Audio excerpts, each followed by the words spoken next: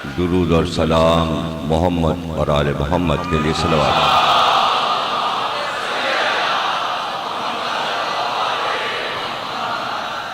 1440 हिजरी के अशे मुहर्रम की आज 3 तारीख है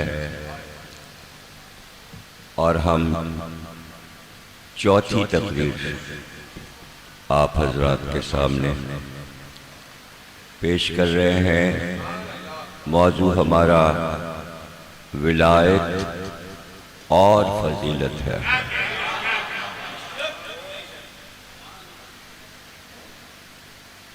हमने कल भी कलाम पाक की एक आयत आपके सामने तिलावत की थी। सूरह रात कलाम पाक का 13वां सूरा है और उस आयत का निशान 43 है और पूरे सूरे में 43 ही आयतें हैं। ये सूरह रात की आखिरी आयत है। अल्लज़ीना कफ़रू लस्ता मुरसला। परवरदिगारे आलम इरशाद फरमा रहा है अपने हबीब से, ये काफिर ये कह रहे हैं कि तुम मुरसल नबी नहीं हो। यानी काफिरों ने सरकार की रिसालत से इनकार किया कि हम तुम्हें रसूल नहीं मानेंगे, अल्लाह का रसूल नहीं मानेंगे, नबी नहीं मानेंगे। कुरान ये ऐलान कर रहा है ऐसा हुआ। सवाल ये है कि वो कौन लोग थे, कहाँ के लोग थे, कहाँ रहते थे, जिन्होंने रसूल अल्लाह की रिसालत से इनकार किया था जब रसूल अल्लाह ने रिसालत का ऐलान किया और अल्लाह को कहना पड़ा कि ये लोग इनकार कर रहे हैं। कुरान ने ही बताया इनकार करने वाले मक्के के काफिर थे, यानी पूरा मक्का काफिरों से भरा हुआ था। आज पूरा मक्का मुसलमानों से भरा हुआ है। सवाल यह है कि जो मक्के में काफिर थे उनकी नस्लें कहाँ गईं?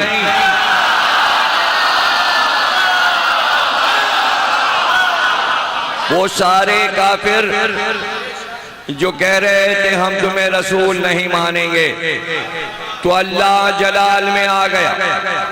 और याद रखिए जब किसी आयत में कुल आ जाए तो वो जलाली आयत होती है। कुल वल्लाहु अहद अल्लाहु समद लम यलिद वलम यूलद वलम यकुन लहू कुफुवन अहद। कुल से 4 सूरे शुरू हो रहे हैं। 5वां सूरा कुल से 72वां सूरा सूरह जिन भी कुल है।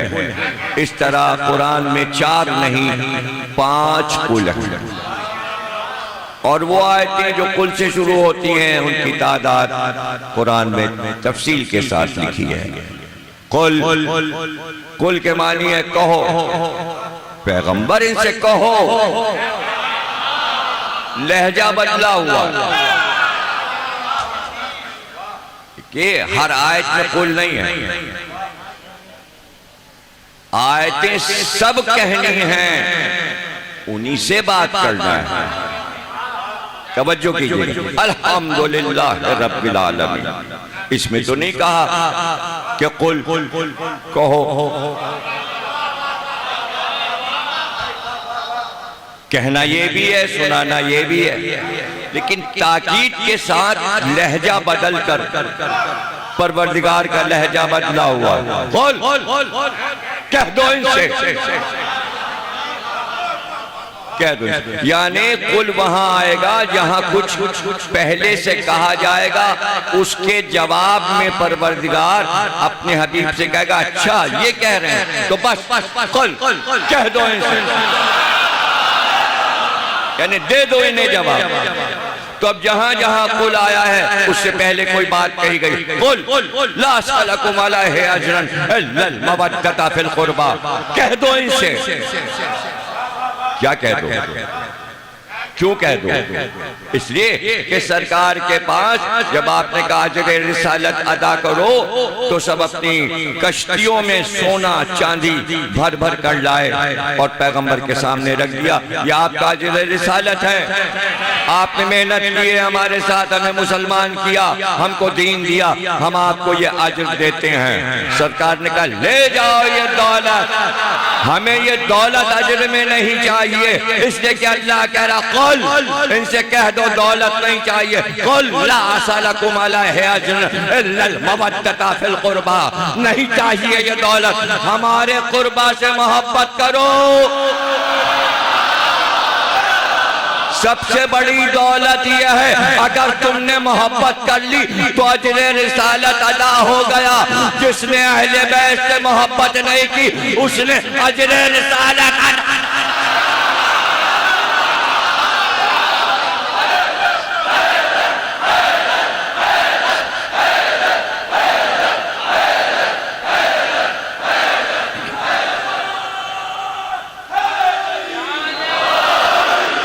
अल्लज़ीना कफ़रू लस्ता मुरसला, ये काफिर कह रहे हैं कि आप मुरसल नहीं हैं। तो बस कुल कफ़ा बिल्लाहि शहीदम बैनी व बैनकुम व मन इंदहु इल्मुल किताब।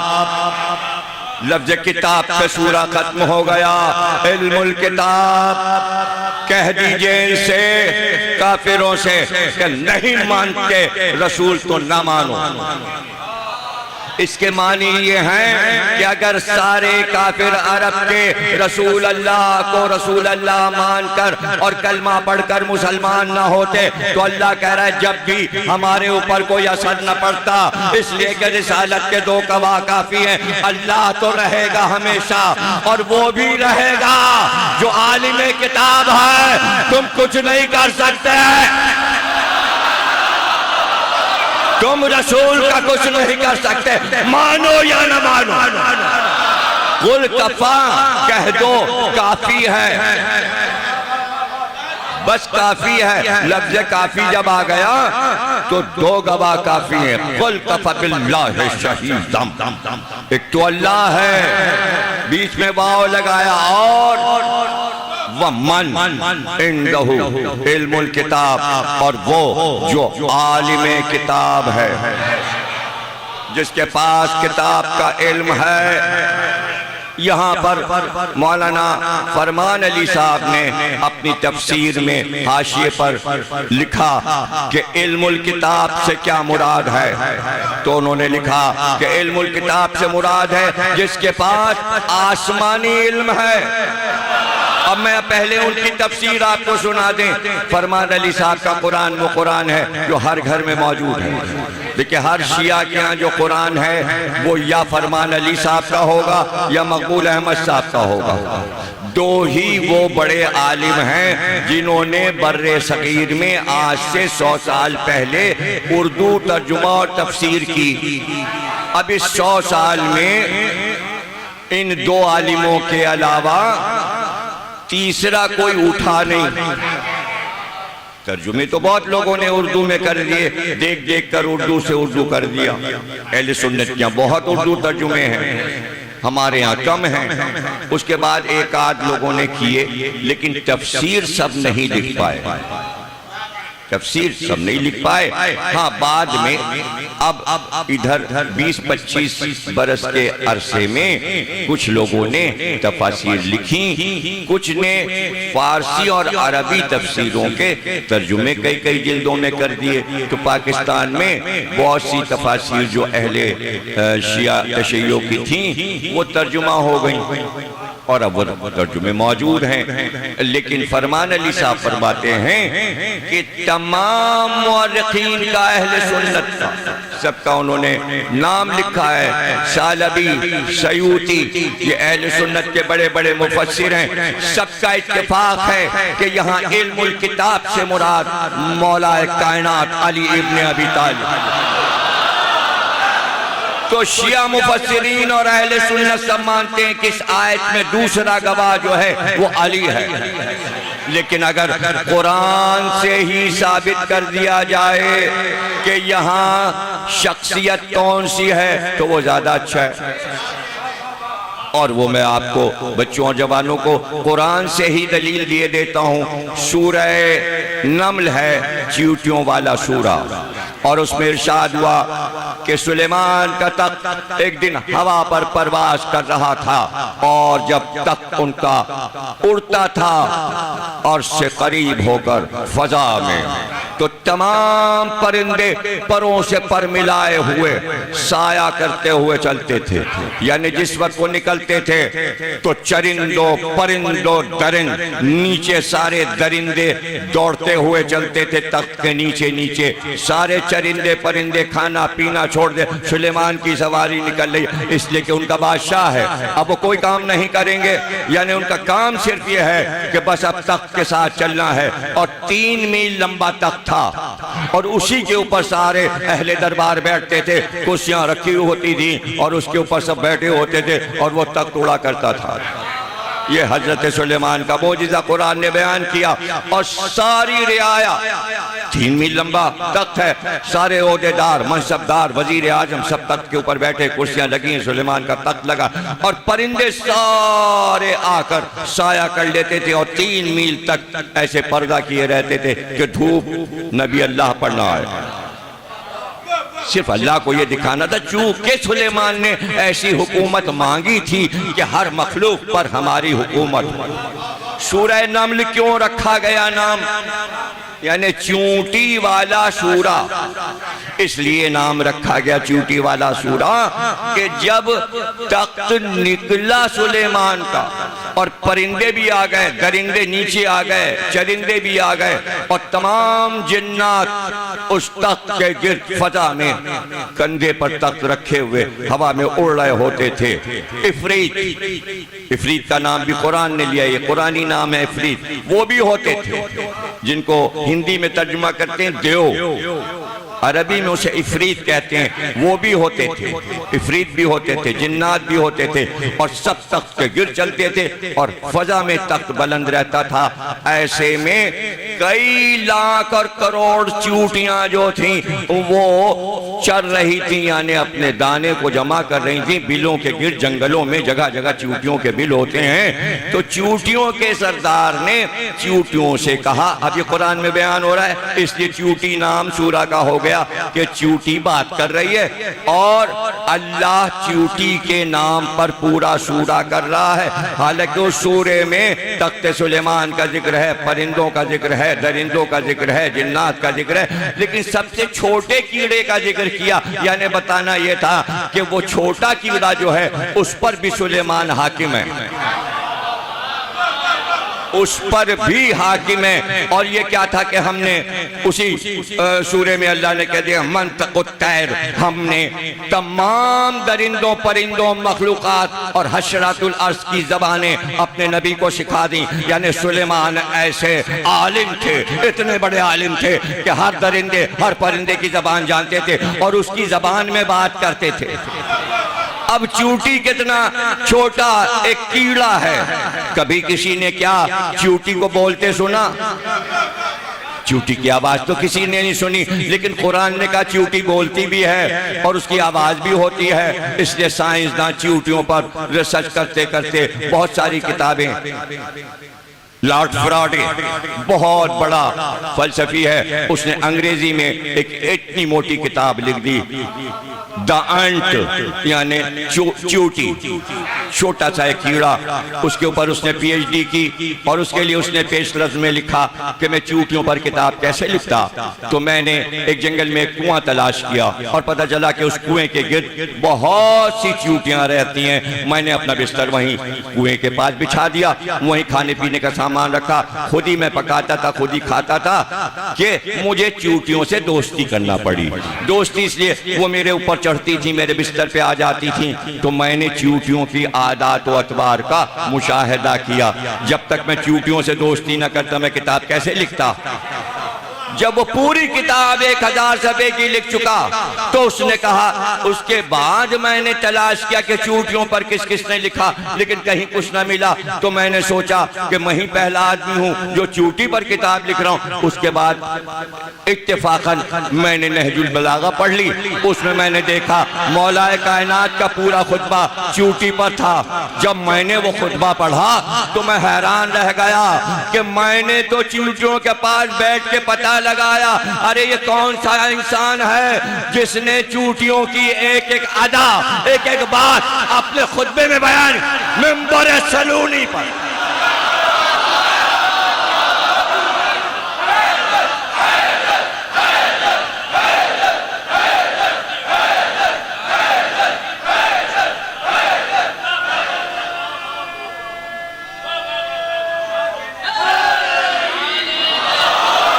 पूरा खुतबा मौलाए कायनात का चूटियों पे मौजूद। अभी अर्ज करता हूं कि मौला ने क्या कहा। अब जाहिर है, देखिए कुरान कह रहा है कि चूटी बोलती है। अब साइंसदानों ने पता लगाना शुरू किया कि ये चूटी बोलती है। ऐसे हसास टेप रिकॉर्डर बनाए जाएं जो चूटी की आवाज को रिकॉर्ड करें। जितना बारीक कीड़ा है ऐसी आवाज भी होगी और वो आवाज हम और आप सुन नहीं सकते। वो तो बड़ा गनीमत हुआ कि आवाज की बात हो गई, आवाज की बात हो गई। और दादा ने पूरा खुतबा दिया। अब पोते का जुमला सुनाता हूं। इमाम ज़ैनुल आबिदीन सल्लल्लाहु अलैहि वसल्लम, वो दादा है, ये पोता, वो भी अली, ये भी अली। आप सहीफे कामला के दुआ में फरमा रहे हैं रात को दुआ करते हुए, ऐ परवरदिगार तुझसे भाग कर कोई कहां जा सकता है और क्या तेरी तारीफ हो सकती है। अरे तू तो वो है कि पहाड़ पे जब चींटी चलती है तो तू चींटी के कदमों की चाप सुनता है। तू वो परवरदिगार, पता चला अभी तो बोलने की बात थी, चलने में भी आवाज है, मगर वो सुनता है जो चूटी की पैरों की आवाज सुन ले। क्या वो हमारे ये नारे नहीं?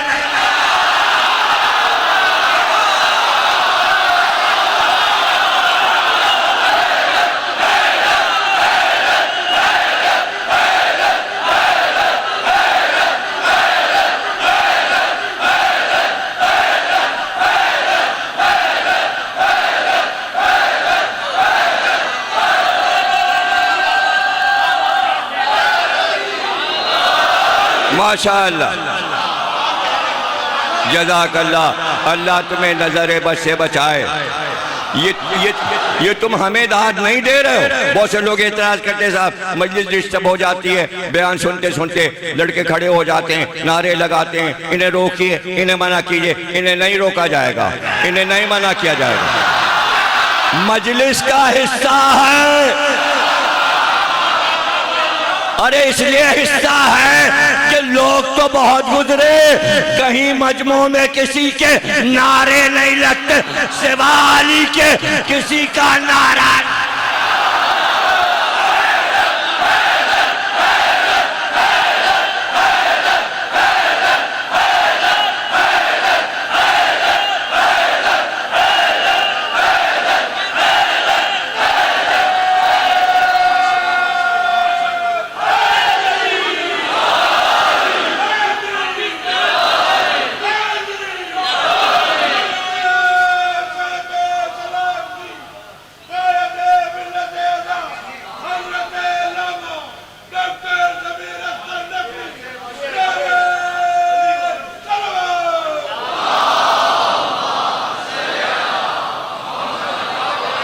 ये सब हमारे इमामों ने बताया है, किसी रावी ने नहीं बताया। अगर हमारे आइम्मा इस सतह पर गुफ्तगू ना करते तो आज साइंस ने जो तरक्की की है तो साइंस अकड़ के कहती किसी मजहबी रहनुमा ने ऐसी तरक्की याफ्ता बातें नहीं बताई।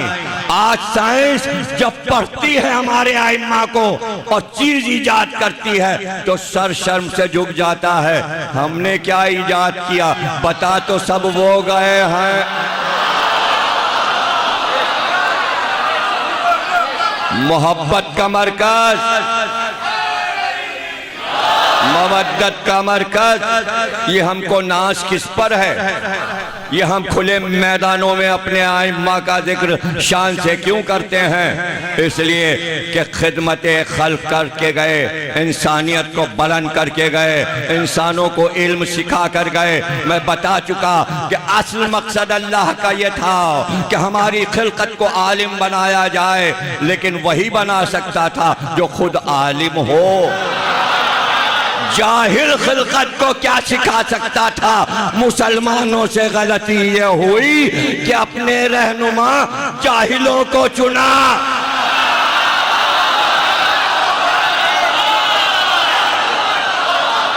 जाहिलों को चुना, आलिम को छोड़कर।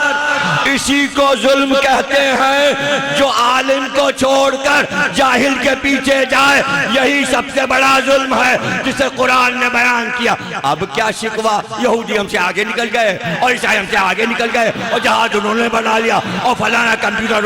अरे तुम बनाते अगर अली के पीछे चलते।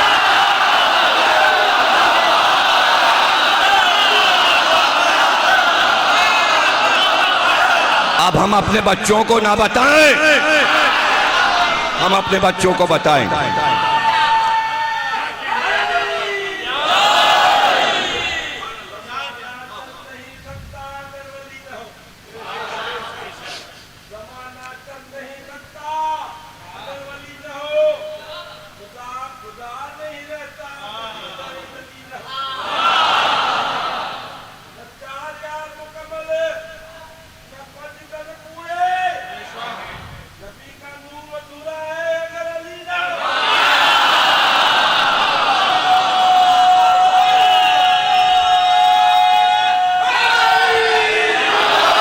जज़ाकल्लाह, माशाअल्लाह। इसलिए बताना जरूरी है कि इल्म का मंबा क्या है, इल्म का सरचश्मा क्या है।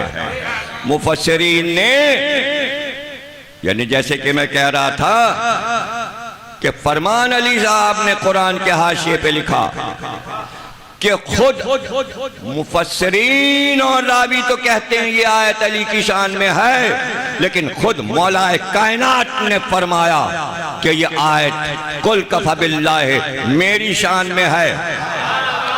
और उसके आगे लिखा कि इस आयत ने उतर के बताया, इसलिए मौलाए कायनात ही कायनात में वो वाहिद हस्ती हैं जिन्होंने मिंबर पे बैठ के कहा सलूनी, मुझसे पूछो जो चाहे पूछो, इसलिए कि मैं आलिमे किताब हूँ, मैं आसमानी इल्म रखता हूँ। इसलिए सलूनी कहकर कहा मैं जमीन के रास्तों की तरह आसमान के रास्तों से वाकिफ हूँ। सलूनी कहने के बाद का यानी मैं आसमान के रास्ते जानता हूँ। आज इंसान आसमान में रास्ते तलाश कर रहा है, शटलें भेज भेज के रोक रहा है ताकि हम आसमानों में रास्ता तलाश करके वहां तक पहुंच सकें जहां मखलूकात आबाद हैं।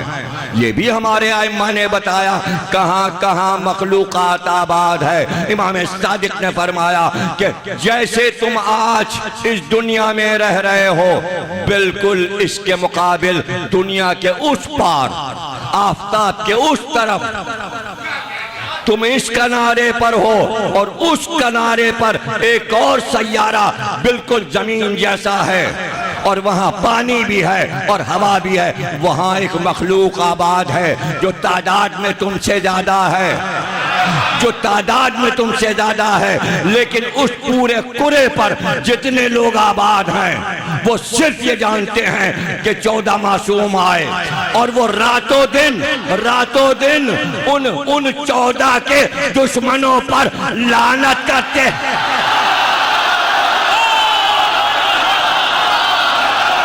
वहां उस पार, वहां उस पार।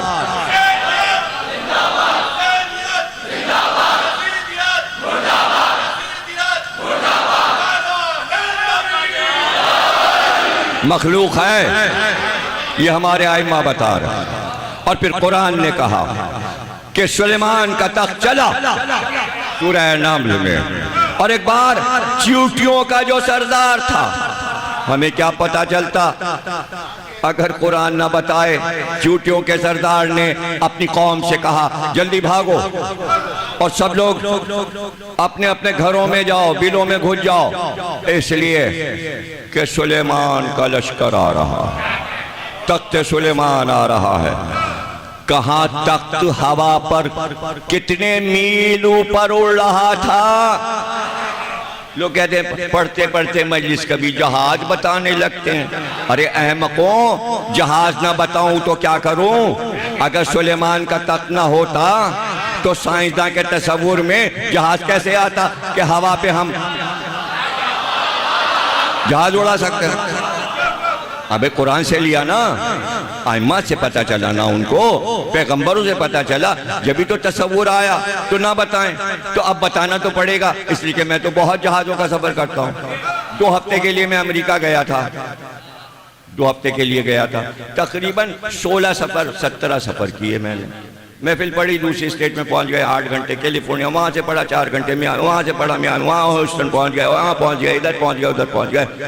यानी स्टेट के नाम और उनकी दारुल हुकूमत और सब कहाँ याद करें। बगदीर का जलसा, गदीर का जलसा, गदीर का विलायत अली विलायत, और हर एक ने अपने इमाम बाड़े का नाम, किसी ने शिकागो वालों ने अली वलीउल्लाह नाम रखा हुआ है, किसी ने अल मुर्तज़ा रखा हुआ, जो न्यूयॉर्क का बड़ा सेंटर अल इमाम अली सेंटर जो ईरानी हजरात का है, वहाँ 2 प्रोग्राम थे। हज़रत मुस्लिम की शहादत भी थी और ये विलायत अली का जलसा भी था ईरानी हजरात की तरफ से। वहाँ भी मैंने वहाँ के जो पेश इमाम हैं उन्होंने हमारा इस्तकबाल किया, वो भी ईरान से आए, तशरीफ़ लाए हुए हैं। उन्होंने हमें गले लगाया। उसके बाद उन्होंने मुझसे कहा 3 साल में कराची में रहा। मैंने कहा कहाँ रहे? कहने लगे आकाए हाफिजान के पास। मैंने कहा वो तो मेरे दोस्त थे ईरानी आलिम जो नुमाइश पे रहते थे, मैं नौरोज़ के दिन उनसे टुकड़ा, वो और लिपट गए मुझसे। कहले वो मेरे उस्ताद थे, आपके दोस्त थे। तो भाई मेरे दोस्त बहुत से बड़े बड़े उलमा के उस्ताद रह चुके हैं, इसमें क्या परेशानी? तो इसमें कोई परेशानी की बात नहीं होनी चाहिए। तो भाई जब जहाज पे आदमी बैठेगा तो इसको बता देगा ना 35,000 फीट की बुलंदी पे उड़ रहा है। भाई कुछ ब्रेक आ रहे हैं रास्तों में, जैसे ब्रेक 40,000 फीट पे चला गया। तो क्या सुलेमान के लिए कोई लिमिट थी? जब जहाज 40-45,000 फीट पे बुलंद ऊपर जा सकता है स्पेस में, और रॉकेट जो है वो चांद तक जा सकता है, तो सुलेमान का तख्त कितनी ऊपर उड़ेगा? क्या बिल्कुल जमीन से मिल के उड़ेगा? भाई तो बीच में मखलूक आबाद है, तो नीचा तो उड़ नहीं सकता। पता चला जहाज जो है वो अंचोली के तारों पर से होता हुआ चला जा रहा है।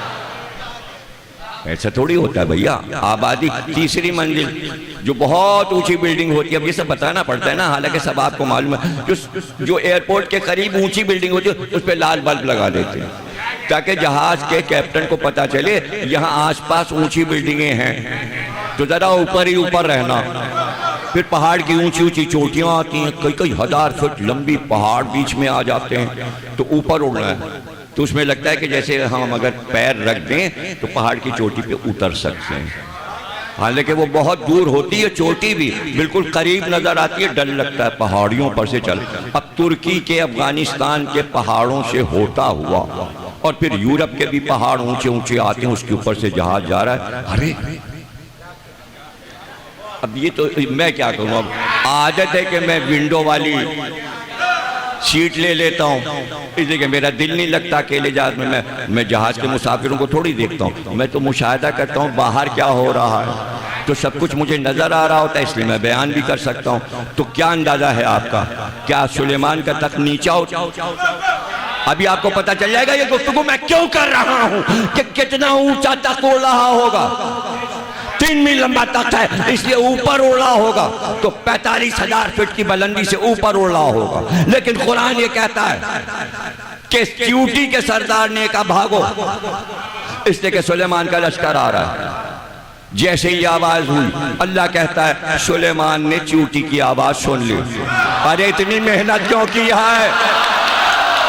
अरे क्यों इतनी देर से ये बोल रहा हूं? एक बार सुलेमान ने कहा तख्त रोको और यही जंगल में उतारो।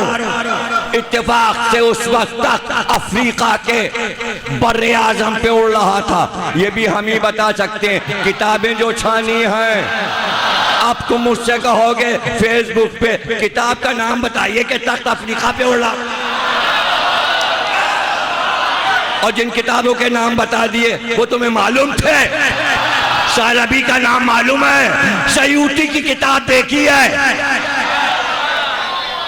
अरे बड़ी बात है अगर आपने फरमान अली का कुरान देख लिया भाई, वही पढ़ लीजिए, उर्दू का घर में होगा। और अगर कहीं ना मिले तो अभी अभी मैंने जाफर से कुरान लिया था।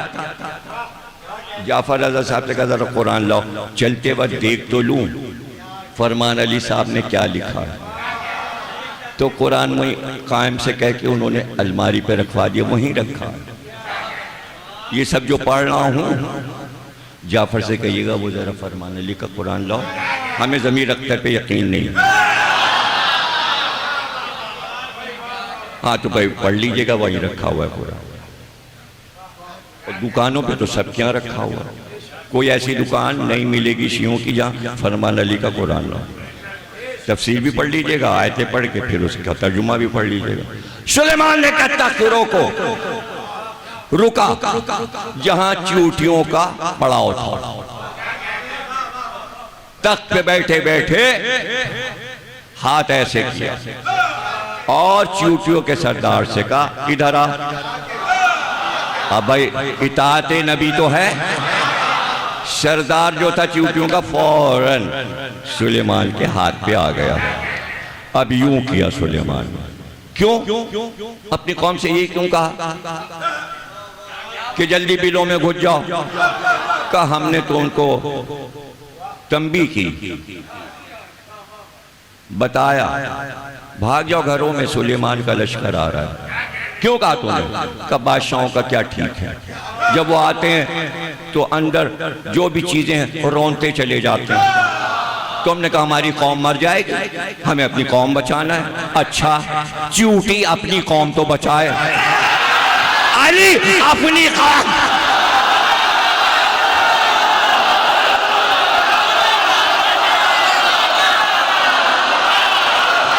रसूल अल्लाह अपनी कौम ना बचाएं तो अपनी कौम अपनी उम्मत को बचाने के लिए रसूल कह गए अली से मोहब्बत करना तो तुम बच जाओगे, राह नजात अली है।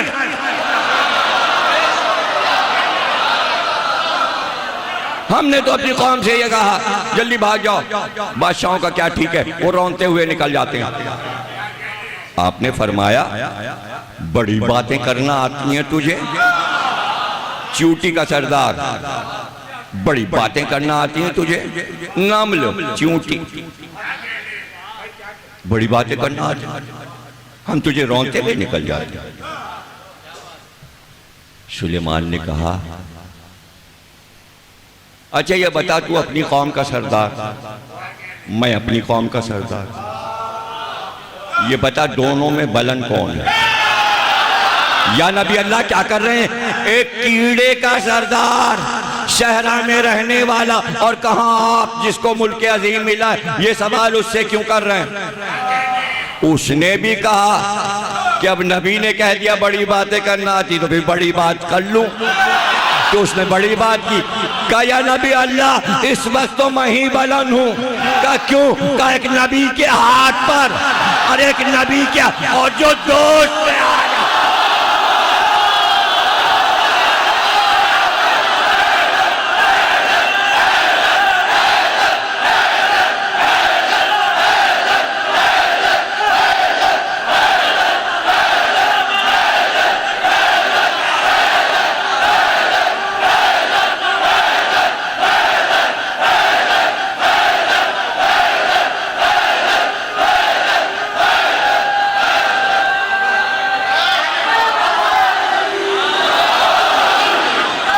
जाहका आज कहती सुलेमान हंसे, चूटी की इस बात पर जोर से हंसे, यानी उसे सजा नहीं दी।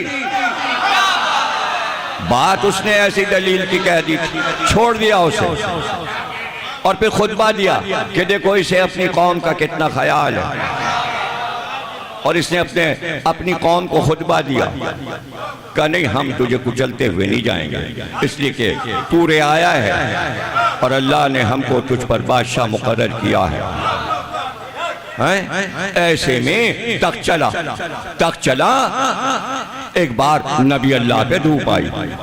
हजरत सुलेमान पे जरा सा धूप का धब्बा इतना आ गया, इतना, पूरे चेहरे और जिस्म पे धूप नहीं आई, जरा सा धूप आ गया। एक जगह खाली थी। आपने कहा ये कौन परिंदा था जिसने जगह छोड़ दी बगैर मेरी इजाजत के?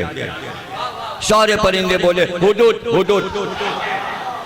सबने अपनी जान बचाई, सारे परिंदों की कौम वालों ने अपनी जान बचाई कि कबूतर बच जाए, कौवा बच जाए, हंस बन जाए, फाख्ता बच जाए, वरना सब उसमें मुलव्विस हो जाते। तो सब ने पुकार के कहा जो गायब हुआ है वो हुदूद था। अब ये याद रखिएगा लफ्ज़ हुदूद अरबी है और यही नाम कुरान में आया है, इसीलिए वो हुदूद मशहूर है। हुदूद उस परिंदे को कहते ही उर्दू में हुदूद है। अब उसका नाम उर्दू हिंदी में क्या है वो आप पता लगा लीजिए। अरबी में हुदूद कहते हैं, मगर ये याद रखिएगा जगह तो छोड़ी है, डांट तो खाई है, मगर ताज भी उसी को मिला है। मोर को सिर्फ कलगी मिली है, मूर्ख को मूर्खेश मिला है, मगर इसे ताज मिला है। ताज उसके सर पे ताज है। भाई किस बात पे तुझे ताज मिल गया और क्या क्या तुझे मिल गया? अब ये सब कुरान के हाशिए पे तफसीर में पढ़ लीजिएगा। ऊपर उड़ाओ, बहुत ऊपर। तो बादशाह लोग और जो लोग हुदूद को पालते हैं सहरा में, वो क्यों, वजह भी सुन लीजिए कि उनके पास हुदूद क्यों। इसलिए कि हुदूद को छोड़ते हैं और वो उड़ के ऐसे ऐसे फिरता है, जेरे जमीन उसे पानी नजर आता है। जहां वो जाके ठोंग मारे सब समझ जाते हैं यहाँ चश्मा है, खोदो। उसके लिए उसकी आंख में जमीन मिट्टी नहीं है। अभी कायम साहब ने मुझे बताया, वो देखिए कालीन सबील के सामने बिछा है। मैंने कहा ये कैसा कालीन है? कहले मिट्टी के रंग का है। मैंने कहा ये तो बिल्कुल, लोगों को क्या पता चल जाएगा कालीन बिछा है? सब समझेंगे ये तो फर्श है, ये ग्राउंड का, यहाँ अमरोहा ग्राउंड का। कहले नहीं इतना मोटा है, वो तो जब करीब पहुंचेंगे तो पता चले। मैंने कहा उसे बीच में बिछा दो किनारे, तो वो बिल्कुल मिट्टी के रंग का लग रहा है।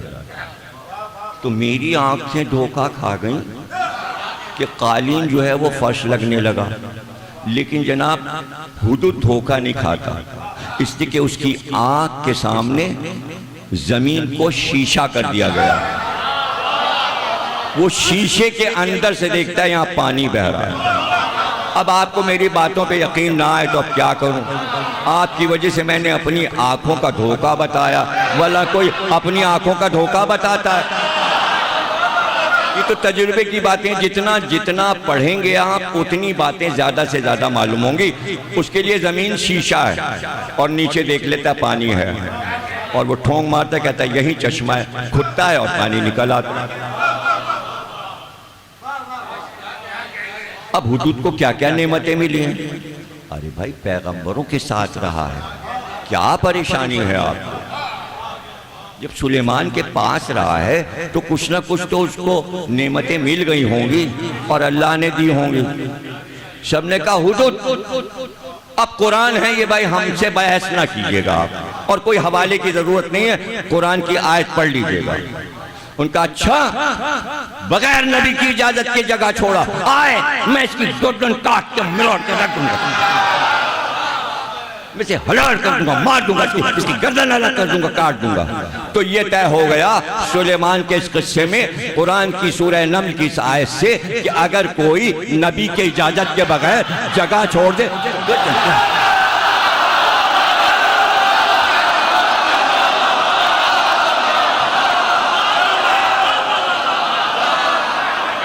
अच्छा नबी के बाद क्या है?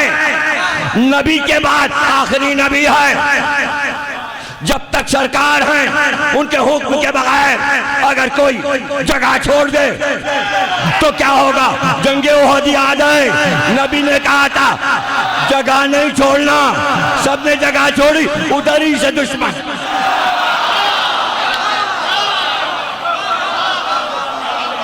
जिन जिन ने जगह छोड़ी उनके नाम तारीख में लिखे हैं। ये भी तारीख लिख दिया कि सब 3 दिन के बाद वापस आए जो भागे थे ओहद से।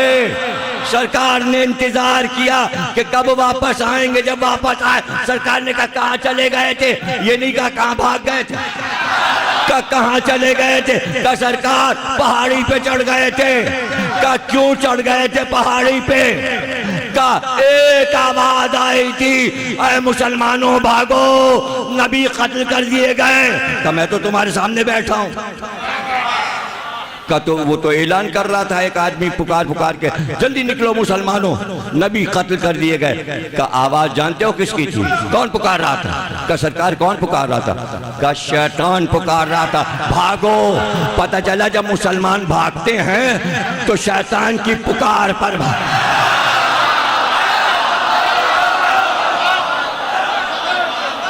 भागो। तो आपने फरमाया एक आवाज जिब्रील ने भी तो दी थी, जिब्रील भी पुकारे थे वापस आओ, नबी जिंदा है। शैतान पुकारा था, मार दिए गए। अल्लाह ने जिब्रील को भेजा कि जाके ओहद में पुकारो कि नबी जिंदा है। वो आवाज नहीं सुनी? का नहीं, वो तो नहीं सुनी।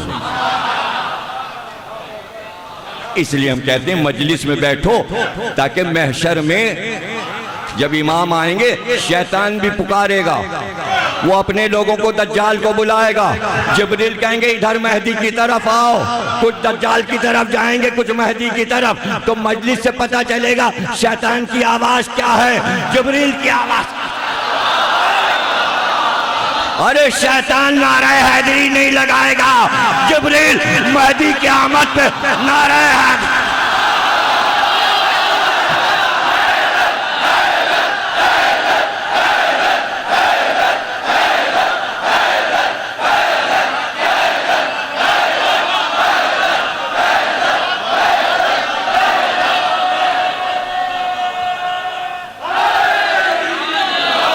जज़ाकल्लाह, माशाअल्लाह, अल्लाह आपको नजर बस से बचाए। जगह नहीं छोड़ना। तो अब सवाल ये है कि अगर एक परिंदा जगह छोड़ दे तो नबी कहता वाजिबुल कत्ल है। अब अली नहजुल बलागा में, नहजुल असरार नहीं, ना ना ना, नहजुल बलागा जो मौजूद सुन्नी शिया सब ने तर्जुमा करके छापा है। गुलाम अली अहसन हर साल छापता है, जुमले ना पकड़ा कीजिए, छपता है नहजुल बलागा मौजूद। उसमें खुतबा एक है जो फरिश्तों पर है।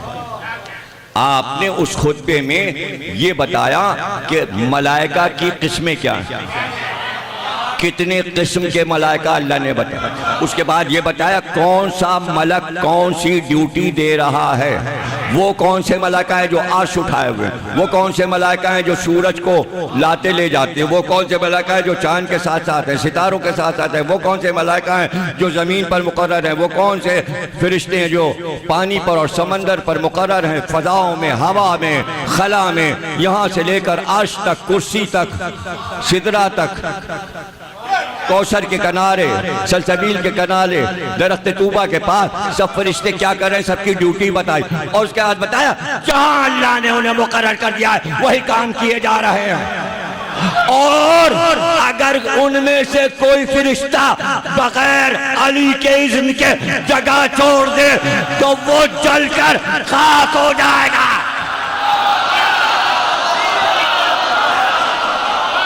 मेरे इज़्न के बगैर ड्यूटी अल्लाह की इज़्न वली से लेना है, उलिल अम्र से। अम्र इसका है, साहिब अम्र ये है, हजरत हुज्जत ये है, इजाजत इससे लेनी है। इसलिए कि हाकिम जमीन व आसमान का ये है, इमाम महदी से फरिश्तों को इजाजत लेनी होती है। कभी सूरह कद्र पढ़ा, शबे कद्र क्या है? मलाइका वहां से यहाँ आते हैं, यहाँ के मलाइका वहां जाएं, वहां के यहाँ आते हैं। पता चला वली इमाम महदी हैं, रूह और मलाइका तनस्सलुल मलाइका व रूह फीहि बिइज़्नि रब्बिहिम, अपने रब की इजाजत से महदी के पास आते हैं। अल्लाह कहता है जाओ, वहां जाओ, अम्र लेकर जाओ, अम्र इरादा लेकर जाओ। नहीं पढ़ते सूरह कद्र भी लोग नहीं पढ़ते, हालांकि लिखा है शब कद्र में 70 बार सूरह नज़लना तस्बीह पे पढ़ो, बड़ा सवाब है, बहुत सवाब है। शब कद्र में 70 बार पढ़ो, और मगरिब की नमाज में बड़ा सवाब है। सूरह नज़लना रात को पढ़ो, सूरह अलम के बाद। ये बातें भी तुम्हें किसी ने बताई हैं, तो छोटी छोटी बातें हैं, तो अली ने खुतबे में बता दिया। तो इसके माने इज़्न, इजाजत जो है वो नबी की है या वली की है या अली की है? अली वली है, इमाम महदी तक इज़्न, इजाजत ही इजाजत, इजाजत लेनी है साहिब अम्र। थोड़ी देर में हुदूदा के तख्त पे बैठ गया सुलेमान के सामने। आपने डांट के कहाँ था जो इतनी देर में आया?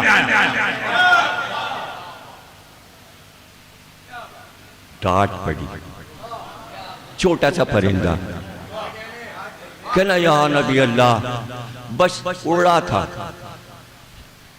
उड़ते उड़ते सोचा इतना बड़ा आपका मुल्क है, तो हमने सोचा कि आज हम दूर तक उड़े और अपने नबी की सल्तनत की हुदूद का पता लगाएं।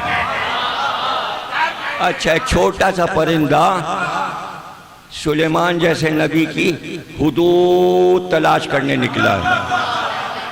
अरे वो परिंदा है तो हुदूद तलाश कर रहा है, आप भी परिंदे हो, अली की हुदूद तलाश कर रहा है। अरे वो तो उड़ के पता लगा रहा था, तुम्हारे पास तो पर भी नहीं है कि ऊपर जा सको। हुदूद कहाँ मिलेगी? यहीं यहाँ मिल जाएगी।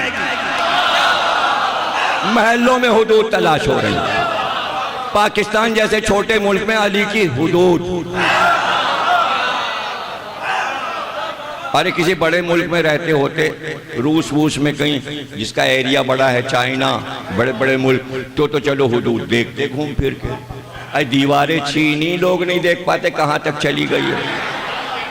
दीवारों की हुदूद नहीं मिल रही, पहाड़ों की हुदूद नहीं मिल रही, साइबेरिया के मैदानों की हुदूद नहीं मिल रही, अफ्रीका के जंगलों और सहराओं की हुदूद नहीं मिल रही, समंदरों की हुदूद नहीं मिल रही। आपको अली की हुदूद।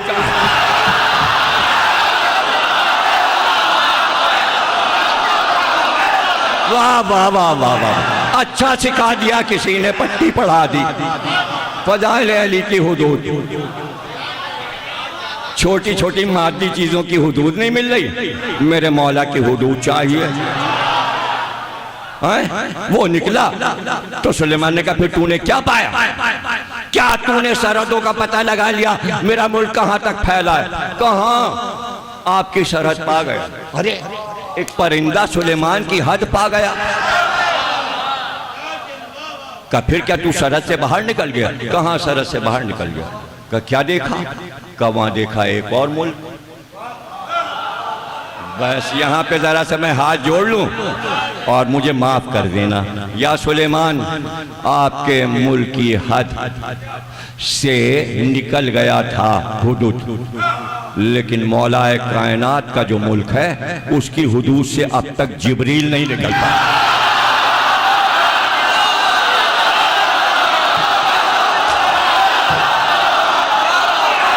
भाई सलामत रहो।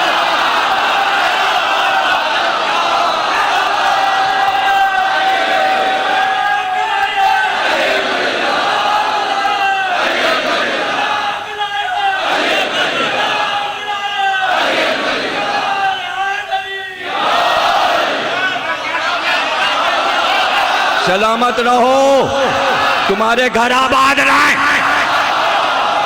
जियो सलामत। का फिर क्या देखा तूने? का मैंने देखा, हाय क्या बताऊं, मेरा खौफ अब मुझे खौफ हो गया, मैं लोगों से डरने लगा। मैं डरता, रोज़ डर के आता हूँ। मौजू तो रख दिया विलायत और फजीलत, अब तीसरी तकरीर है, अब चौथी तकरीर है, अब पांचवी तकरीर है, और मैटर नहीं है। इस खौफ ने ये किताब साथ रखी हुई है कि जैसे ही मैटर ख़त्म होगा तो मैं देखो किसी ने निशानी भी है आज निशानी भी किसी ने कार्ड गिर गया कहीं, अब ढूंढना मुश्किल नहीं है। ये है कार्ड, इसको यहाँ रखना चाहिए। ये तो मैं सोचता हूँ वो 70 वाली मनकबतें शुरू कर दूंगा, लेकिन मैं घड़ी देखता हूँ, मैंने कहा अरे अभी तो तमीज़ थी, अभी ये पढ़ना है। तो फिर शुक्र कि भाई तकरीर हो गई और आपने करवा लिया। अब मैं क्या करूं, उसको पूरा करूं या ये पढ़ूं? ये तो आप पे छोड़ता हूं, जो सुना रहा हूं उसे पूरा करूं या आगे चलूं। और फिर अगर लंबी हो गई तकरीर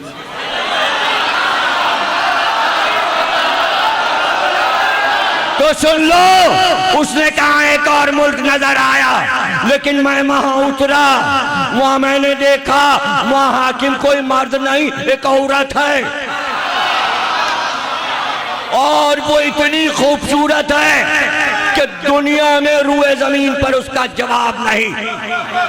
वो मलिका है और तमाम मर्दों पे हुकूमत करती है, और उसके जितने दरबान और मुलाजिम हैं वो सर झुकाए उसकी खिदमत पे खड़े होते हैं, और वो जो हुक्म देती है वो बजा लाते हैं, सब उसके इताअत गुजार हैं। उसके सर पे ताज है, मगर या नबी अल्लाह उसके पास भी एक तख्त है। सुलेमान ने कहा उसके पास भी तख्त है। कहाँ? अब ये सब बता रहा है हुदुद करम, मगर उसका तख्त जो है सरकार, आपका तो सादा सादा तख्त है, उसके तख्त में जवाहरात जड़े हैं और सोने से बना हुआ है। क्या जगमगा रहा है तख्त, ताज, तख्त, सूरत, शक्ल, उसकी ताज सल्तनत। पहले तो यही कयामत के कोई और मुल्क है पड़ोस में। सुलेमान को बर्दाश्त नहीं हुआ कि मेरे मुल्क के पड़ोस में कोई दूसरा मुल्क बन जाए। नहीं समझे? तो क्या नबी ये चाहेंगे कि जो मुल्क अल्लाह ने मुझे दिया है उसके पास कोई सकीफा में मुल्क बन जाए?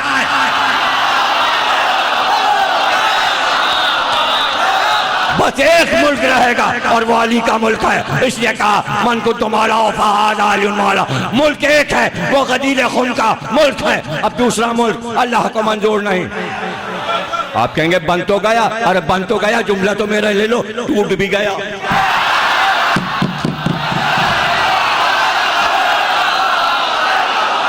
अब कहाँ है? अब कहाँ है? मुल्क तो अली का है, जो आखिर में आएगा उसी का तो होगा मुल्क। अली के बाद कौन आया? अली के बाद कौन आया? मुल्क तो अली पे खत्म हो गया, फिर अली का मुल्क अली को वापस मिल गया। अब बोलिए, दरमियान से सब माइनस कर दीजिए। मुल्क पहले भी अली का था, बाद में भी अली का है, बीच में कुछ नहीं है, दरमियान में कुछ नहीं है। अब कयामत तक मुल्क अली का है। उनके बेटे ही हुकूमत करेंगे, उनका बेटा ही हुकूमत कर रहा है। आप फौरन परेशान हो जाते हैं, ये बहुत दूर निकल जाते हैं, वहीं पे वापस जाए, हाँ वहीं पे वापस जा रहा है। अच्छा तूने क्या देखा? का ये देखा का? अच्छा बस बुलाया कातिब को, लाओ कलमदान, लिखो खत। आप कहेंगे फिर ये हट गए मौजूद, क्या करूं? हटना पड़ता। कुरान में 114 सूरे हैं। कितने? 114 सूरे। हर सूरे पर बिस्मिल्लाहिर्रहमानिर्रहीम, यानी 114 बिस्मिल्लाह भी होने चाहिए हर सूरे पे बिस्मिल्लाहिर्रहमानिर्रहीम। लेकिन बिस्मिल्लाहिर्रहमानिर्रहीम 113 है, इसलिए कि नमा सूरह तौबा, जिसे सूरह बरात भी कहते हैं, उसके ऊपर बिस्मिल्लाहिर्रहमानिर्रहीम नहीं लिखा। बगैर बिस्मिल्लाह के वो सूरा पढ़ा जाता है। पूछा गया भाई मुफस्सिरीन से कि बिस्मिल्लाह के बगैर तो दुनिया का कोई काम ही नहीं होता, और ये सूरा का, इस सूरे में अल्लाह गुस्से में है। अब वो कह रहा है कि जिनकी बातें अल्लाह कर रहा है गुस्से में उन पे इताब कर रहा है, और वो कह रहा है रहमान और रहीमियत बिल्कुल खत्म। इसके माने कभी कभी गुस्से में कुछ लोगों पे रहीमियत उठा लेता है, रहमानियत उठा लेता है और कहार और जब्बार बन जाता है। और क्या है सूरा, अज़ानुम मिनल्लाह व रसूलिही, आए मेरे रसूल जाकर अजान दो, और वो अजान अल्लाह और रसूल की तरफ से हो, उसी का नाम सूरा बरात है। जाओ जाके अजान दो और काफिरों और मुशरिकों से कह दो आज के बाद एक काफिर और मुशरिक खाने काबा में नहीं आ सकता, कदम नहीं रख सकता। इताब जलाल निकल जाए सब बाहर। और खबरदार जो कपड़े अपने उतार कर बरहना तवाफ करते थे वो भी नहीं करने दिया जाएगा। काफिर मुशरिक को खाने काबा में नहीं आने दिया जाएगा। अल्लाह जलाल में है। अब अगर कोई मुशरिक और काफिर को मक्के में बुला ले तो वो इताब से बचेगा, नहीं आ सकता। मना है, मक्के मदीने में काफिर और मुशरिक नहीं आ सकते। इसीलिए अली ने अपना दारुल हुकूमत मदीने से हटाकर कूफा बनाया कि बाहर वाले, चाइना वाले, हिंद वाले, सिंध वाले जब आएंगे कलमा पढ़ने तो पहले जब आएंगे तो काफिर होंगे, तो वो रोज़ा रसूल के पास से गुजरेंगे। अल्लाह ने मना किया है हरम में काफिर मुशरिक।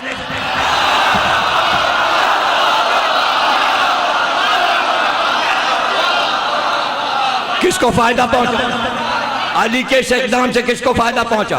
फायदा ये पहुंचा कि अली के बाद किसी अरब बादशाह ने दारुल हुकूमत फिर मदीने को नहीं बनाया। क्यों? रियाज है, इसलिए कि हर मुल्क का सफीर दारुल हुकूमत में रहता है। वो मुशरिक भी है, वो काफिर भी है, मदीने में नहीं रह सकता था। इसलिए अब दारुल हुकूमत न मक्के आ सकता है न मदीने आ सकता है। इसलिए कि हरम में न काफिर आ सकता है न मुशरिक आ सकता है। मना कर दो। बुलाया रसूल अल्लाह ने, ले जाओ काफिरों मुशरिकों को डांट के भगा दो खाने। अरे कोई थोड़े से हैं। गए, आधी दूर पहुंचे, जिब्रील आए। किसको दे दिया सूरा आपने? उनके बस की बात नहीं है। उसको भेजिए जो आप में से हो, जो मिन्नियत की मंजिल पर हो। अली मुझसे है, मैं अली से हूं। जो आपका हो, आप में से हो, उसे बुलाइए। अली को बुलाया, कह जाओ सूरह बरात उनसे ले लो और तुम जाके पहुंचाओ। अली कहते मैं पहुंचा, मैंने सूरह बरात ले लिया, लेके मक्के पहुंचा। खाना काबा के चारों तरफ पहाड़ियों पे चढ़ के इधर उधर पूरे मक्के में चक्कर लगाए और जगह जगह खड़े होकर सूरह बरात पढ़ना शुरू किया। किसी ने नहीं लिखा कि हाथ में पारा लिए हुए थे या कागज। अभी तो सूरा उतरा है, मगर अली को पूरा इतना बड़ा सूरा जबानी याद था। अगर कागज हाथ में होता तो अली ये क्यों कहते मैं सूरा पढ़ता जा रहा था और जुल्फ़िकार पे हाथ। उनका बस नहीं था कि मेरे टुकड़े टुकड़े करके पहाड़ों पे फेंक दें। लेकिन जब वो दांत पीस रहे थे, मुंह से झाग निकल रहा था, इसलिए कि काफिरों की मजम्मत, मुशरिकों की मजम्मत मैं बयान कर रहा था और वो गोल के गोल चारों तरफ मुझे घेरे हुए थे। लेकिन जब उनकी नजर जुल्फ़िकार पे जाती,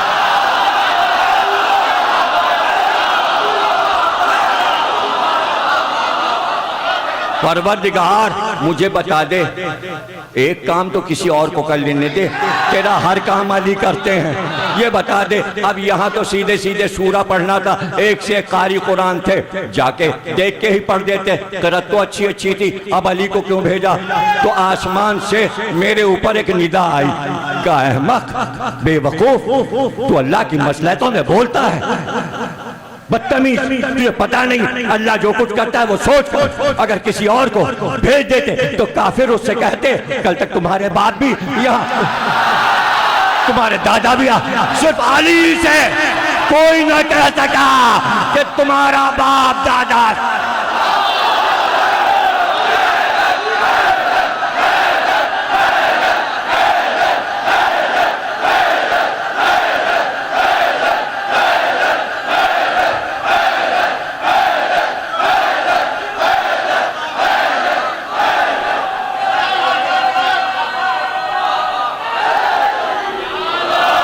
बस भाई तमीज़ यहाँ पे रुक रही है और कल इंशाअल्लाह जहाँ पे छोड़ा है वहीं से सुलेमान पर गुफ्तगू शुरू होगी। मौला कायनात फरमाते हैं कि चौथी फजीलत मेरी ये है कि मैं इस्लाम पर पैदा हुआ और ईमान पर पैदा हुआ, और जिस वक्त नबी ने ऐलान किया इस्लाम और ईमान मेरे पास था।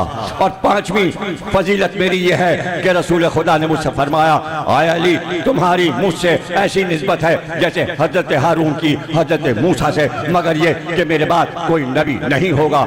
छठी फजीलत ये है कि मैं सबसे आखिर में रसूल खुदा से जुदा हुआ और उनको कब्र में उतारा।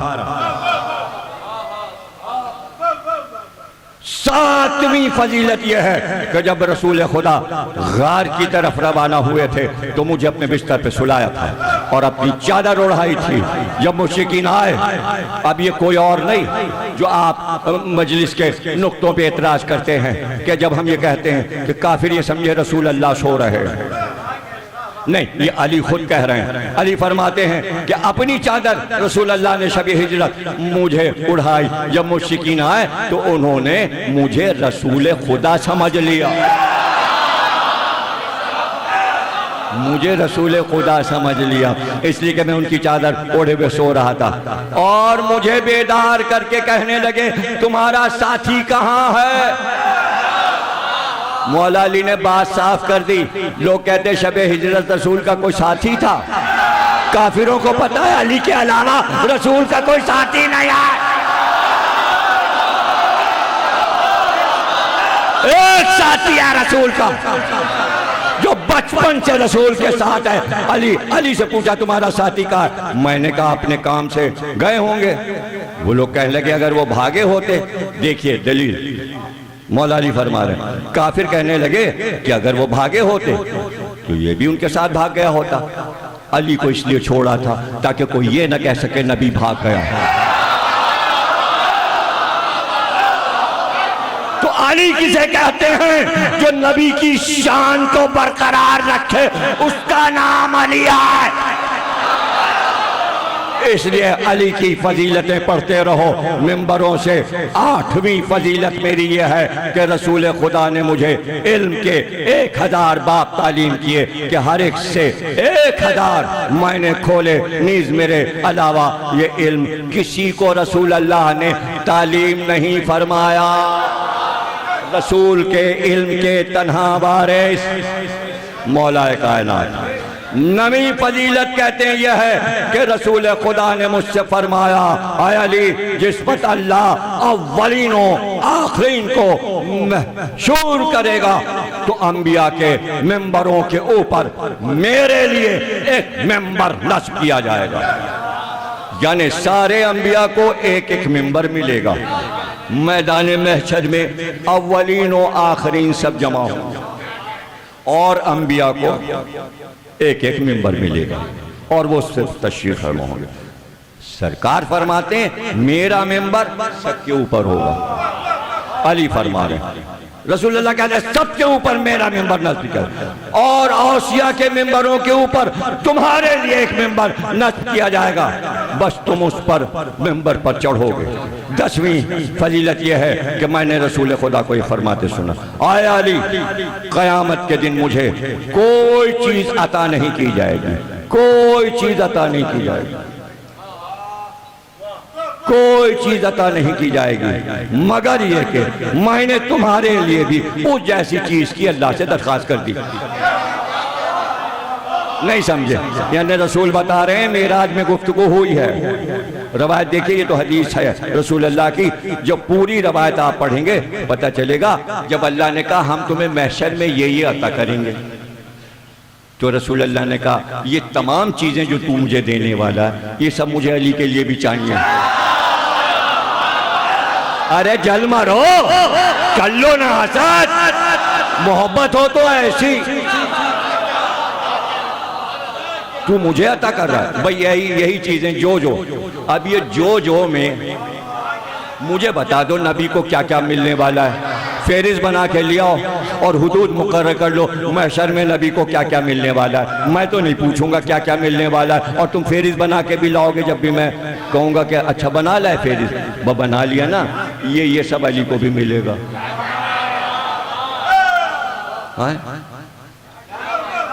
अब भाई सबसे बड़ी चीज रसूलुल्लाह को क्या मिलेगी? शिफात। शिफात तो जब कहा होगा तुम ही सबको बख्शवाओगे रसूल, तो फौरन रसूलुल्लाह ने कहा होगा यही मुझे अली के लिए भी चाहिए।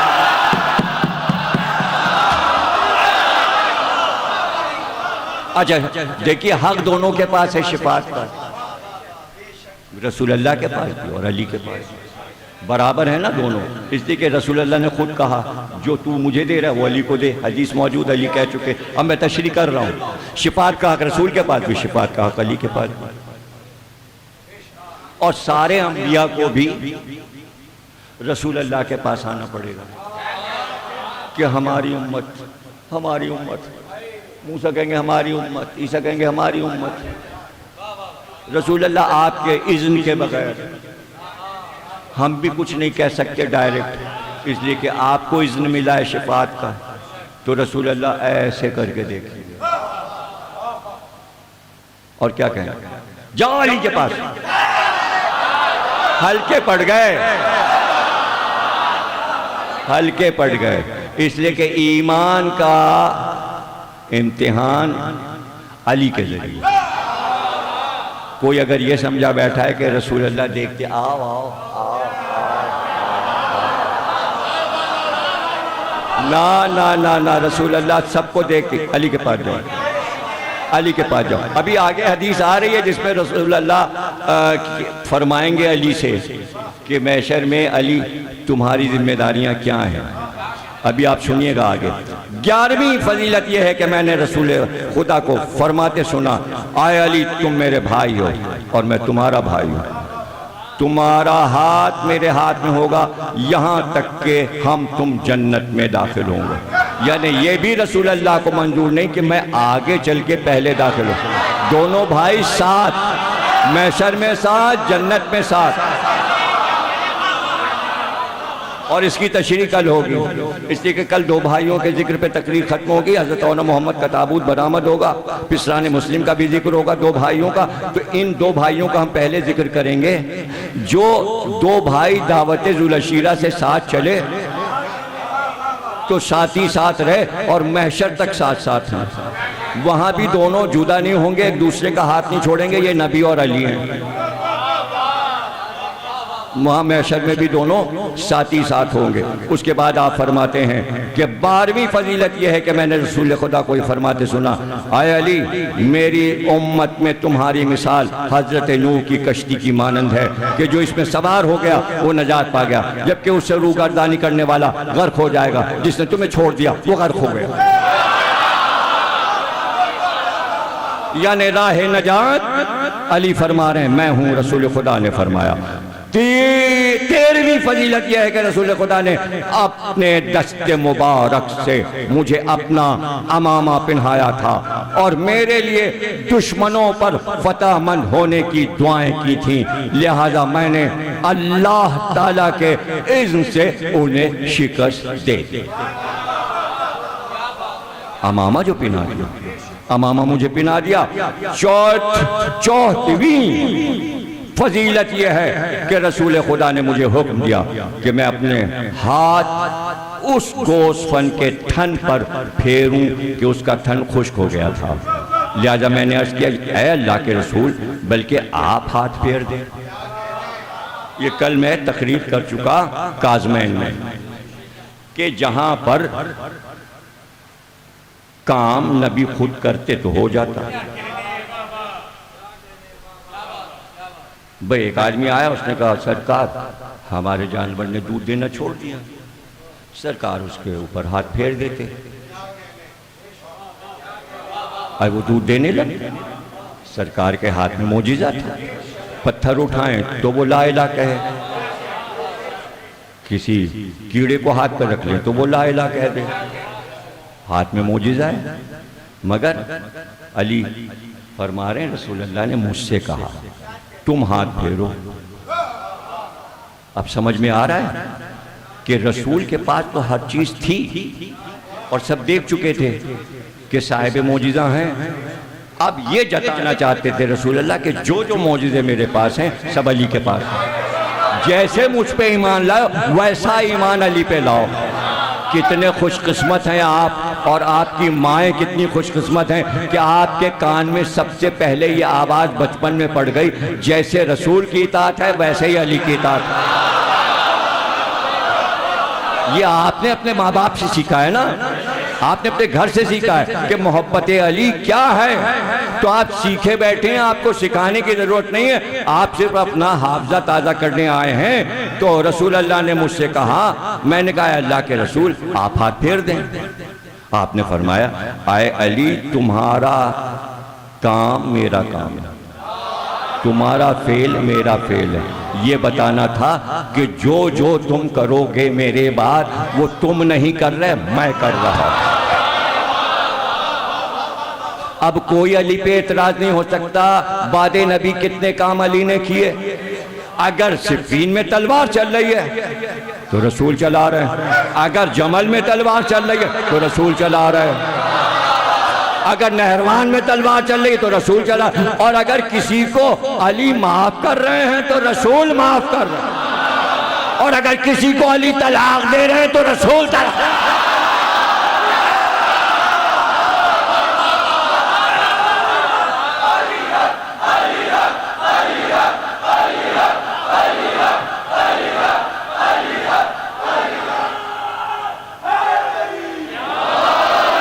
मैंने रसूल के कहने पर हाथ फेरा तो उसके थन से वाफिर मकदार में दूध आने लगा। इस मौके पर मैंने रसूल खुदा को उस दूध में से एक घूंट पिलाया। उसके बाद एक बूढ़ी औरत प्यास की शिकायत करने लगी तो मैंने उसे भी पिलाया। तो रसूल खुदा ने फरमाया, मैंने अल्लाह से दरख्वास्त की थी कि वो तुम्हारे हाथों इस अम्र को मेरे लिए मुबारक करार दे, तो उसने ऐसा ही किया। अब एक बात साबित है भैया, और वो मान लीजिए आप, इसलिए कि इसी पर हम गुफ्तगू करके तकरीर को तमाम करते हैं, और वो ये कि रसूल अल्लाह ने अली की जितनी फजीलतें सुनाई और जो जो कहा, पहले अल्लाह से इज़्न ले। क्या आपको बात पसंद नहीं आई? अरे भाई पसंद कीजिए। इज़्न इसलिए ले लिया कि गदीर खुम में एक कमबख्त ने, उसका नाम था हारिस बिन नोमान फ़हरी, उसने कहा अगर तुमने अपनी तरफ से ये ऐलान किया है मन कुन तो मौला, तो रसूलुल्लाह ने कहा ना, मैंने खुद मौला नहीं बनाया, अल्लाह ने मुझसे कहा कि आज अली को मौला बना दो। उसने कहा अगर अल्लाह ने किया है, भाई ये सबक है सबके लिए, हर मजहब हर मकतबा फिक्र के लिए, इसको याद रखे और भूले नहीं। अपनी डायरियों में लिख लीजिए आज जाके जुमला कि अली की किसी फजीलत से इनकार, अली का कुछ नहीं बिगड़ेगा, अल्लाह की तौहीद का इनकार है।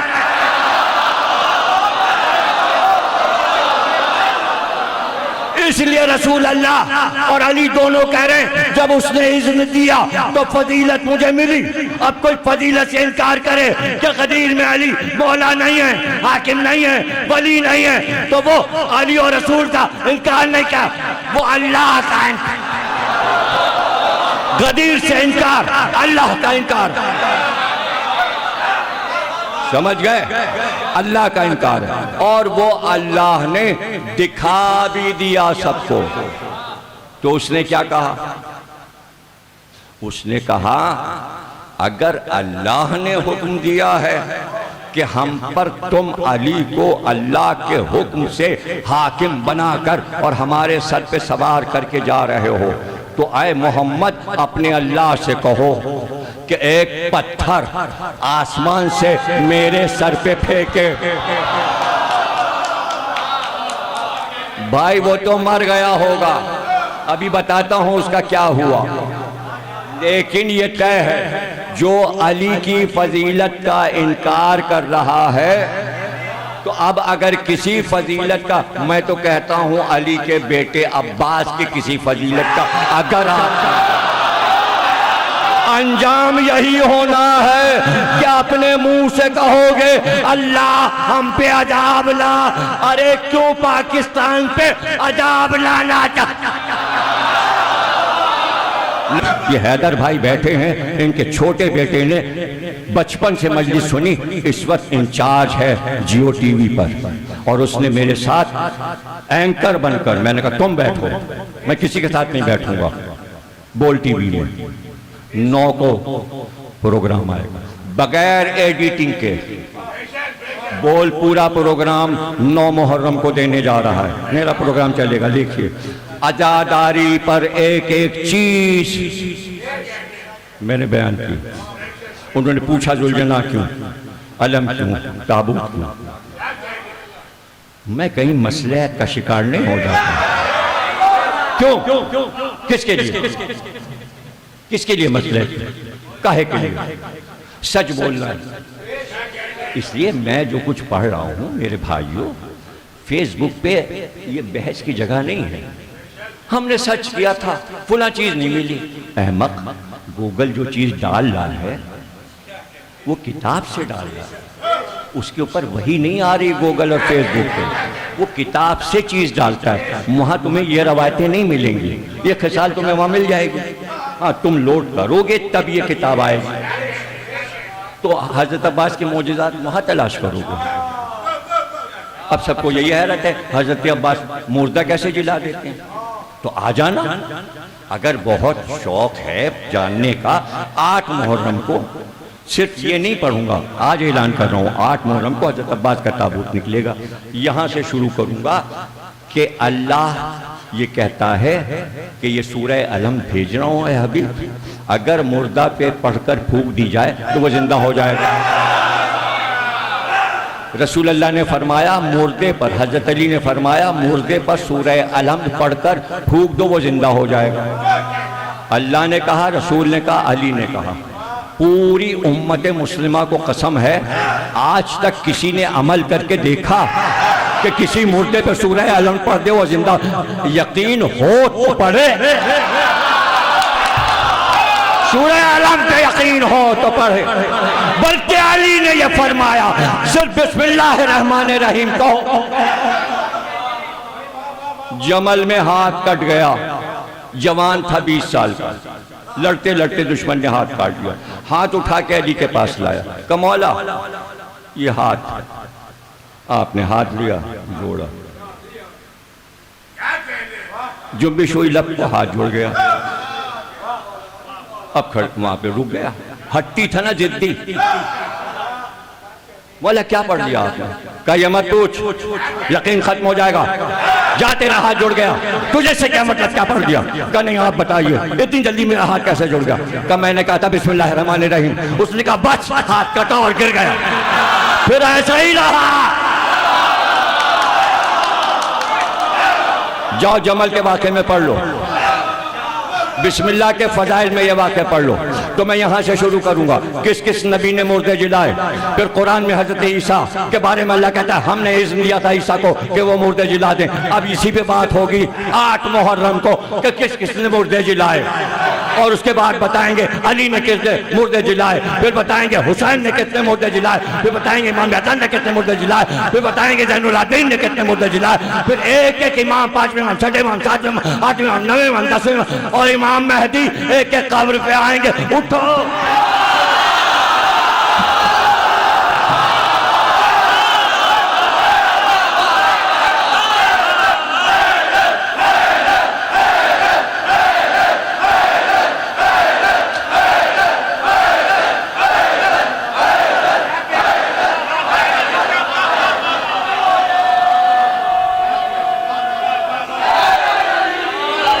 मौजिज़ाते हजरत अब्बास।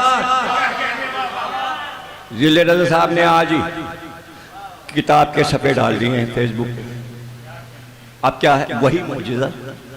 वैसे कई मौजिज़े हजरत अब्बास की किताब में है कि आपके रोज़े में कितने मुर्दे जिंदा हो गए।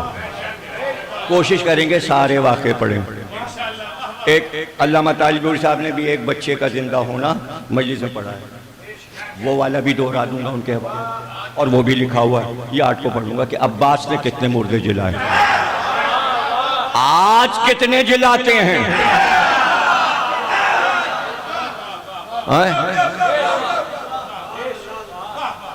अरे भाई तुम्हें फरमान याद है ये अपने आरिफ साहब और कायम साहब की गली में वो कुक्को के वालिद का क्या नाम था?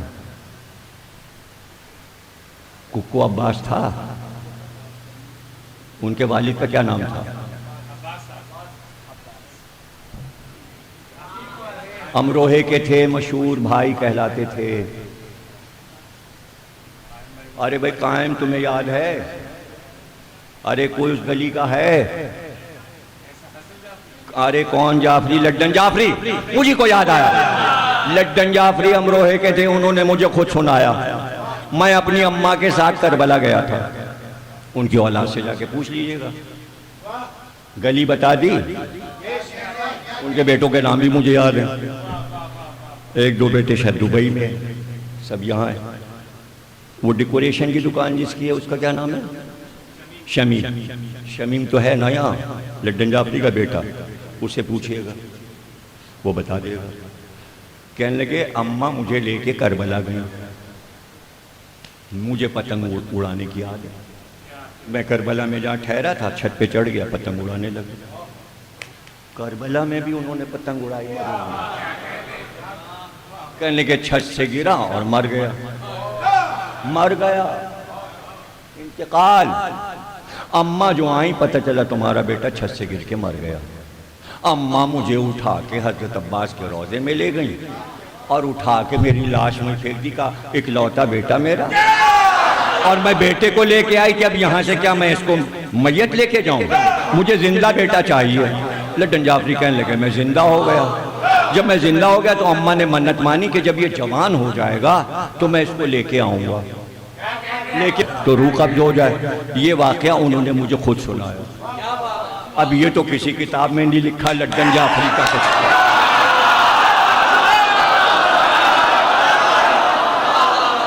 हजरत अब्बास ने जिंदा कर दिया उनको, तो इस पे हैरत न करो। वो सारे लोग कैसेट लेके अब्बास कुमैली साहब के पास पहुंच गए। देखिए जमीर अख्तर ने क्या पढ़ दिया।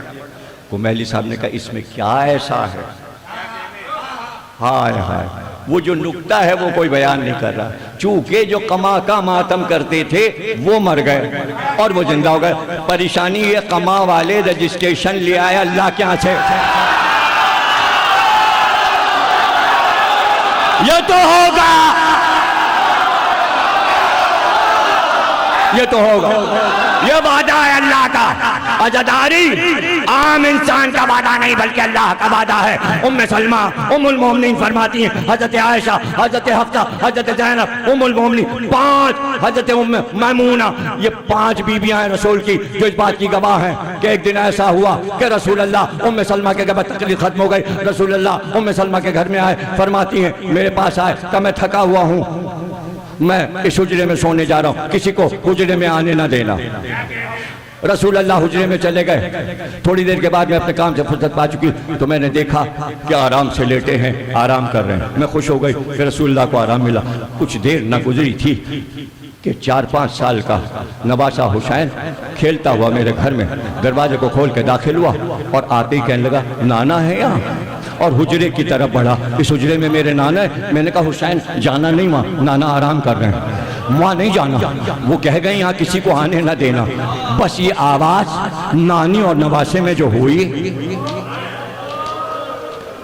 देखिए रसूल ने नानी सिर्फ एक को कहा है और वो उम्मे सलमा है, बस इसलिए कि वो करबला के वक्त तक मौजूद थी। आशूर के दिन उनका इंतकाल हुआ सन 61 हिजरी में 10 मुहर्रम को।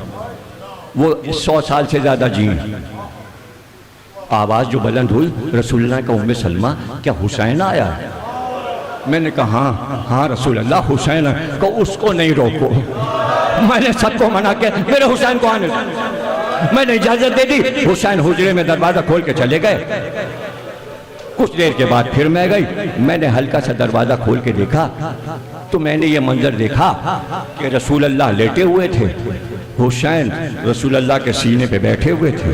नाना और नवासे में प्यार की बातें हो रही थी, मुस्कुरा रहे थे रसूलुल्लाह भी और हुसैन भी खुश थे। और खुश हो के मैंने कहा तबीयत बहाल हो गई रसूलुल्लाह की हुसैन को देखकर। मैं इत्मीनान से फिर अपने घर के कामों में लग गई। कुछ देर न गुजरी थी कि मेरे कानों में रोने की आवाज़ आनी हो गई। भाई तकरीर खत्म हो गई मेरे कानों में।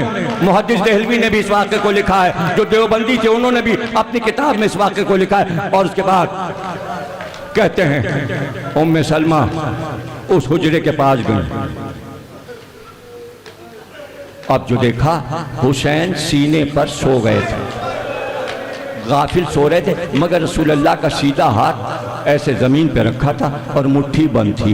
मैंने घबरा के दरवाज़ा खोल दिया और मैं अंदर दाखिल हो गई। मैंने कहा या रसूलुल्लाह, अल्लाह आपको किसी गम में ना रुलाए, अल्लाह आपको किसी गम में ना रुलाए, अल्लाह मेरे मोमिनीन को, मेरे भाइयों को, मेरे अज़ादारों को किसी गम में ना रुलाए। उम्मे सलमा का जुमला है ये कि अल्लाह आपको किसी गम में ना रुलाए। रोने का सबब काबी हुसैन खेल रहा था, खेलते खेलते मेरे सीने पे सो गया।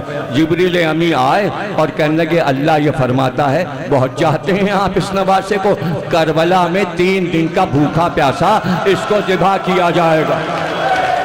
और उसके बाद जिब्रील ने कहा जहां हुसैन को ज़िबा किया जाएगा उस जमीन का नाम करबला है। वहां की मिट्टी जिब्रील ने लाकर मेरे हाथ पे रख दी।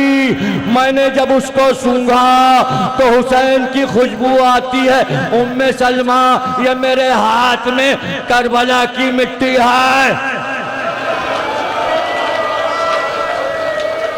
जियो सलामत रहो हुसैन के रोने वालों, बस हुसैन के गम में रो और कोई गम तुम्हें ना मिले। एक बार रसूल अल्लाह ने उम्मे सलमा को करीब बुलाया तो आओ मेरे पास आओ। उम्मे सलमा मेरे बाद सबसे आखिर में तुम वफात पाओगी, सारी बीवियां इंतकाल कर जाएंगी लेकिन तुम सबसे आखिर में। और वाक़ई करबला तुम्हारे दौर में होगा, तुम्हारे सामने होगा, इसलिए ये खाक मैं अमानत तुमको देता हूँ। लाओ हाथ लाओ। उम्मे सलमा ने करबला की खाक अपने हाथ पे ले ली कांपते हुए हाथों से और रसूलुल्लाह ने कहा इसको हिफाजत से रखना। बस उम्मे सलमा याद रखना हुसैन इराक जाएगा, जब वो चला जाए तो इस मिट्टी को देखती रहना।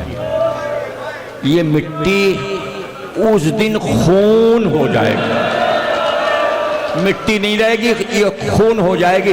बस समझ जाना मेरा हुसैन मार डाला गया। उम्मे सलमा कहती हैं एक शीशे में मैंने वो मिट्टी रखी और अपने हुजरे में एक ताक में मैंने वो शीशा रख दिया, उसके ऊपर मैंने काला पर्दा डाल दिया। यहाँ तक के रसूल की 11 हिजरी में वफ़ात हुई, उसी हिजरी में जनाब फातिमा की वफ़ात हो गई। फिर उसके बाद हज़रत अली की वफ़ात हो गई 40 हिजरी में। 50 हिजरी में इमाम हसन की शहादत हो गई। यहाँ तक के 50 हिजरी के बाद 60 हिजरी आ गई। 28 रजब 60 हिजरी को मुझे पता चला हुसैन पूरे घर को लेकर इराक जा रहे हैं। मैं अपने आशा के सहारे वहाँ पहुँची और मैंने पहुँच कर कहा हुसैन इराक ना जाओ मेरे लाल, मैंने तुम्हारे नाना से सुना है कि वहाँ तुम्हारा पूरा ख़ानदान कत्ल कर दिया जाएगा। बेटा इराक ना जाओ, मैंने सुना है वहाँ सैदानियों की चादर छिनेगी, बेटा वहाँ ना जाना। हुसैन ने कहा नानी आपको तो नाना एक मिट्टी दे गए हैं, आपको तो सब बता गए हैं, ये तो वादा है, ये वादा है, नानी जाना है। कैसे रो रो कर उम्मे सलमा ने पूरे खानदान को अलविदा कहा। पर चलते वक्त हुसैन ने इतना कहा नानी जरा सुगरा का ख्याल रखिएगा, कभी सुगरा को तन्हा ना छोड़िएगा, अकेले घर में बहुत घबराएगी। फिर आवाज़ दी मादर अब्बास को, अरे मादर गिरामी उम्मुल बनीन जरा सुगरा का ख्याल रखिएगा, ये अकेली ना रहे। अरे असगर से खेलती थी, इसका भाई अकबर कासिम सबको देख देख के जीती थी, आप इसके साथ रहिएगा।